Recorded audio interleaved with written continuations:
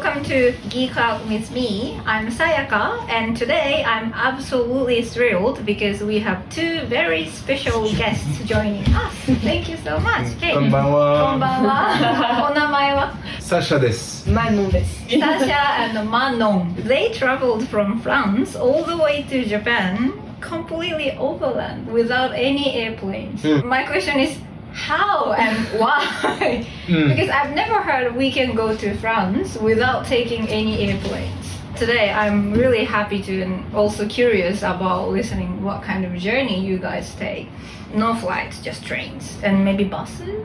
Yeah. Yes. Yeah. Sometimes. And buses. ferry boats. Anyway, no airplanes. Yeah, Exactly. that's Is it. that your rules? Yes, kind of. Kind of. And Yeah. I will let Manon explain that point later. Okay. Yeah. I heard for some European people, Yeah. visiting Japan is also one of the bucket list things. Yeah, true. But we considered that this trip was one time in our lives, and it was the perfect timing because we both quit our jobs. And before having some kids, some children, family. House, Yeah. Yeah. We are free to go, so we just decided to go. So before settling down and just after quitting the job. Exactly. Okay, that's such a Exactly. perfect time. Yeah, that's it. And as always, don't worry if there are any language mix-ups. That's exactly what our channel is about. Remember our channel's motto, passion breaks language barriers. So let's see how their enthusiasm for mindful overland travel can inspire us all to think differently about how we explore the world without airplane. Okay, I can't wait to hear their stories. Let's jump right in. 行きましょう。行きましょう。 Let's go. Alright, so first of all, I really want to give a huge thank you to you guys all because we just met 2 days ago and I'm just staying in this hostel and happened to start the conversation, and then when I asked them if they are interested in talking in front of the camera, it's really kind of them to say, just okay, no problem. 大丈夫です。大丈夫です。Honestly, after hearing about your overland adventure from France to Japan, I'm looking at travel in a whole new way. Yeah, because every time I'm thinking about traveling abroad, the first base that I'm gonna access is Jetstar. Yes, You know, of the course. airplane ticket. Yes, of course. So, yeah. Like everybody else, I guess. Yeah, and train and ferries are another options only if I can't find the proper airplane. But I also take nighttime bus. We also like this Yeah. transportation. We did that because too. you spend a hotel night fee, and at the same time you're traveling, and you wake up and you're at the destination. So that's very convenient. Absolutely. We used to live in a nice city in France, Lille, which is in the north. We had both an engineer job. Okay. We had a very ordinary life. And at some point we both knew we wanted to travel before settling down. And I used to travel a bit, so I was like, Sasha, please pick the destination. Sasha was totally crazy about Japan, so he just said, that's gonna be Japan. And I said, okay, you pick the destination, but I pick the way we go there. Oh, okay, And sure. I'm really committed to the environmental cause. My job was involved with that. So I knew about slow traveling, a way to avoid the very polluting way to travel with the airplane, and just to choose another alternative way, a bit longer, that costs a bit more money because it takes a longer time, but with considerably less impact on the environment. So that was the starting point of everything. Oh, that's very nice. Mm. Now we know why they chose to get to Japan without airplane, but what about you? Why are you so crazy about Japan? That's a nice question. I would say that since I'm a child, I started learning some mangas, watching some animes. Of course, discovering the Japanese food. First, maybe Asian food. Yeah, in the comics, of course, when you watch Naruto, you discover the ramen. When you watch at One Piece, you discover the tonkatsu, all these meals with the dishes with rice. And then, of course, I started discovering Japan on the web. He was also really good at the Go game. This is maybe a Chinese game, but you played also that in Japan. I read a manga about the Go game. Ego. Ego. Yeah. Mm. Go or With the- Ego? Yeah, with the, you know, the little stones, like, white and black like stones. also, but When he was a Kodomo, he was playing that. No one knows that in France, but he was already crazy Really? about that. Yeah, I discovered that game thanks to a manga, Hikaru no Go. Hikaru no Go. That's the only comics that I learned about Go. The big book like this with the rules, because this is the most complete, the most difficult game of the world. So even artificial intelligence took more time to beat a real player of Go than a player of chess. We should be proud of that, you know. We have the game that one of the hardest. Yes, I don't know if it's Chinese or Japanese, but not really anyway. sure. Yeah, so if anyone knows about it, please comment. Hikaru no Go. Yeah, it's kind of famous. So I really loved Japan before getting here. So. Yeah. Is this your first time to come to Japan? This is our first time to Okay, to wow. So I'm super curious, how do you even plan a journey like that? It was like very smooth because we booked every day the transportation and the accommodation for 2 or 3 days. Yeah, it was a day-by-day trip. Yeah, day by day trip. We had vaguely an idea of the order of the country. Like just a roughly. Exactly. Do you have any struggle or hardship to plan this journey? Yeah, sometimes yes, of course. One big example is the China. Yeah. Because in China they forbidden all the Google applications, Android applications. So we don't have Google Map anymore. You don't have YouTube, Instagram. You don't have Google. You don't have anything. You don't have anything. You can search for the nearest train station on the city, or you can search for an hotel. Can I ask which countries, like what kind of route did you take? Oh yeah, of course. Starting from France. So I hope the editor guy will put a map on yeah, that's what I'm gonna ask. So we start the journey with Italy. From French to Italy? Italy and then Greece by the ferry. And that was maybe one of the first hard time we had because we slept in the night ferry without booking any room or bed. So we didn't have bed. So we basically slept on the floor of the ferry. Really? So that was very tough. We started to be very tired, and when we knew challenge of the trip wasn't about the destination, the countries, but more about the management of our comfort. The lights are on all the night long. No. We just did a ferry in Japan, nothing compared. Ferry in Japan is so comfortable, so much comfortable. And then Turkey by boat. We were in the continental Greece, and then we moved to islands in Greece. So we were in the middle of Mediterranean Sea. Then Georgia. Very small country, but it's between Russia, Armenia, Turkey, and Azerbaijan. After Georgia, we wanted to go through Russia, but Russia refused my passport. So we needed to take just a 1-hour flight from Georgia to Kazakhstan. So we skipped Russia. So when we arrived at the embassy, visa rejected, we have to go out. And the funny story about that, so it was a very sad moment because the objective was no flight. And I was crying, probably because I was tired and I was disappointed. And then a Georgian girl, a woman. She was probably my age, and she gave me the lollipop, saying, "Oh, you probably need it more than I do," with a big smile and like it's gonna be alright.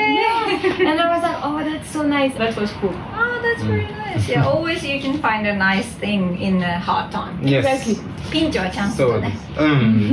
And so that's the only time you kind of had to break the rule about it. Only one. So after Georgia, we needed to skip Russia, so we took a 1-hour flight to Kazakhstan. There we took a 56 hours train in Kazakhstan to cross the Kazakhstan.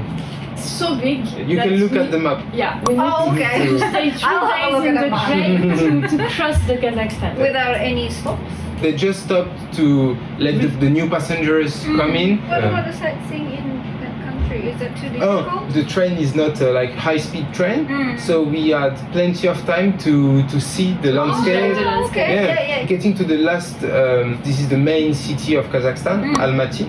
Almaty. From Almaty, we took a night bus to cross the border to China. Yeah. Wow. In China, we arrived at Urumqi, which is at the beginning of China. There it was challenging because we had only a 2 weeks free visa. And China is huge. Visa. Yeah, that means that if you want to stay longer, you need to apply for a longer visa, but we didn't have that kind of time to do the paperwork, so we decided to just go with the free visa. If you want to go now, they changed the rule and it's 1 month, so it's more convenient. You still took the trains? Trains and buses and the night trains. Of course, you can sleep inside. There is maybe 6 beds in 6 square meters. So were you guys able to fit in? Because you guys are very tall. Yeah, Sasha was a bit the fit. Yeah. But that was okay. If you sleep like this, it works. But it wasn't the most challenging of a Chinese train. The most challenging was that you can smoke everywhere in China. And in the night train, everyone is smoking. Horrible. Terrible. You're trying to sleep. Someone smoking. People, like a lot of people, so you feel a bit, like crowded. And then people are smoking. It was really like lively. So after the first train, we arrived in Zhangjiajie, which is the place that inspired James Cameron for the Avatar movie. Oh wow! So please look at the picture. So it's like a main destination for the huge fan of Avatar. Yes. And a hiking park if you like to walk in the nature. So did you guys have enough time to manage that? We stayed 3 days there. That's nice. Good to hear. And then we went to Beijing.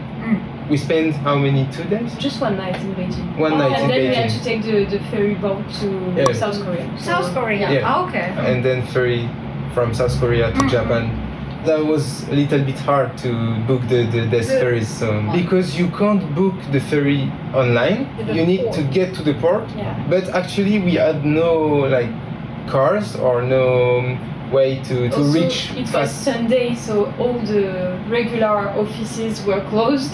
So we were unlucky. That made the things very hard, but we managed to. At the end of the day, we figured that the problem is that we needed a VPN to connect on the ferry website. We finally ended up in the ferry, but 4 hours thinking, trying. And headache. That was the hard one. Please, guys, if you visit China, be sure that you are aware of the situation in China about the internet stuff. There is internet, but you need to all the apps you are used to are not allowed there. So basically, all the resources you're used to doesn't exist. YouTube, Instagram, Line, WhatsApp, Google, Messenger, Facebook. If you want internet, you need to buy a Chinese phone, a Chinese card. Be sure that you are aware about that. But the worst arrival in any country we had was Japan, actually. We arrived with a ferry boat and we had this feeling, we did it, that's it. We had a huge emotion after 2 months of trip, so we were super happy and everything. Before leaving France, we subscribed a specific French internet and phone contract, which included all the destinations on the road except Japan. But we were like, it's not a big deal because in Japan we will probably buy a new phone SIM card. Like a SIM card. But then we didn't anticipate that when we will arrive, no internet. Every other country we had internet. So since we didn't have internet and no Wi-Fi when we arrived, we could not manage how to go out of the ferry boat harbor and subway and to book an hotel, for example. And it was also impossible. we couldn't pay by credit card. We needed to have some cash, but we didn't know where to withdraw. Because we didn't believe that ATM was in Combini. That was the first experience. When we arrived, our Japanese was not as good as now. So we were just like, sumimasen, kudasai, but like no proper conversational skills. So that was hard. But then when we managed, then the pressure goes down. We managed to find an hotel. We went for our first ramen, which was amazing because we were like, oh, we are after here. all the trouble. Oishikatta. And from Osaka, we finally reached our final point, which was Nagano-Ken Hakuba. Okay. Because we had Chisana, Shigotogaru. So you got a working holiday visa. Yes, 1 year. Before leaving France? Yes. When did you arrive in Hakuba? December the 2nd. Yeah. It's 1 year visa. Oh, okay. So are you guys still on the working holiday visa? Yeah. You mean? And we just received the work visa of 1 year, so we can extend 1 year in Japan. Oh my god, congratulations! Ureshi. Was it hard for you guys to get a working visa in Japan? Like the second one, it was really hard. We didn't expect it. That's why we were like, wow, like we did it. We had a huge luck in that we were sponsored by our employer for the first ski season we made in Japan. Oh, okay. John is our manager is like half Chinese and American. He's amazing and very caring about us. It's like our Japanese dad and his wife Idemi. They run the hotel. That might be a tough question, but would you start the journey if you guys didn't have each other, or did you start the adventure because you guys are together? First, I will speak for me. I would not done that if I were alone. Because that's it. That's my answer. Because of I would not. you decided to take the adventure. Yes. I will probably because I think I'm quite adventurous. Like I love being in difficulty and traveling somehow. Like as all the episodes. That's my kind of thing. Like I went to Morocco, but I went hitchhiking, for example, which was way more difficult than going by plane again. But it won't probably be the same than with Sasha because. 1 year is a lot also. Yeah, and also we bought a van. We are traveling with a car in Japan. Oh, okay. Since it's Tokyo, it's the only place we booked an hotel because Tokyo is impossible to sleep in the car. But then that means that we are really free to go wherever you want, whenever we want in Japan. It's kind of a safe place together doing the. So I would say yes, but it definitively won't be the same. Oh, that's really nice to hear that. Maybe this is the last question. For couples who love to travel but might be a little bit intimidated by such an ambitious overland journey, what kind of advice would you guys give? I would say maybe one of the most important thing for a couple who wants to do the same thing is be comprehensive and be able to do some compromise. You can't decide alone because we are two, and we have both our preferences for the activities, for the way to reach some points. So be comprehensive and able to do some compromise. Thank you so much. So, I would say first, if you're afraid, you need to do it because there is no best feeling than overcoming the fear of doing something. Because if you're fearing that you want to do it, so just do it and that's it. And then I would say that traveling in couple for a long time, like we are doing, is challenging. It's maybe more work than a couple with a daily routine life. Probably because the only social activity we have is essentially each other. Usually we have colleagues, we have friends, we have family, and now our whole world is just this other person. So that means that you have to be even more communicative, comprehensive, take time to think about what's happening, to not take stuff personally. It's challenging, but you are learning so much about the couple dynamic, yourself and everything that I feel it can only help the couple to build a nice relationship even more, Yes, so, I would just add last thing is that we had a lot of time to do this trip. We had no children, no house to keep, nothing to hold us back. Hold us back in France. I think it was also a question of timing, but that's absolutely. Through the whole video, I think people can also see how much fun you guys are having. To stay in Japan and the whole trip, including all the hardships. Of course. I usually say to the people if you can make it into a funny story after a few years, that's a success. Yes. That's true. The lady in the Georgia Yeah. tasted there the is- ramen after Yeah, of course. no internet. And Yeah. of course bad we days can't make good stories. That's Yeah, sure. we can't tell everything, but we met a lot of new people that we didn't talk about. But just like you with Oh yeah. yeah. every time funny thing to say, like for example here, we just get interviewed for 1 hour, like Are you interested in it's talking as about random your as cool, so that's We met a Japanese guy in Georgia, a Korean guy also in Georgia. We met some French people in Greece, some German people in Turkey. So that was very reachful, very resourceful. resourceful. Yeah. That's it, resourceful. So you guys have friends literally all over the world. Yeah. But we have to say that this trip was 2 months, but Japan was 1 year, and we met so many cool Japanese persons. Yeah. 日本人は優しいです。かっこいいです。そうかっこいいです。ありがとうございます。 So Kind of them to say that でしょ日本大好き。日本大好きありがとう I'd really love to keep listening about the whole story about the Japan, but I might have to put it in the next episode if you guys don't mind, the travel in Japan. So this time, I'm so happy to learn about the traveling without airplane and what kind of trouble you'd had, but how did you overcome it and make it into a funny story eventually. It's such an incredible journey and philosophy of travel you've shared with us today. So by the way, I have a big problem to pronounce the travel and trouble. That's okay, we understand. I'm still like learning. So I want to give a huge thank you again, you guys, and for opening our eyes to a completely different way of seeing the world.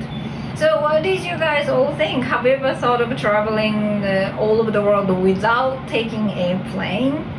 I don't know much about it. I didn't even know that. Because of them, I might try. Think about that. Think at about least. it. Yeah, they got an idea. Yes. So that's a good thing to, It's always good to learn something new from people who's done it.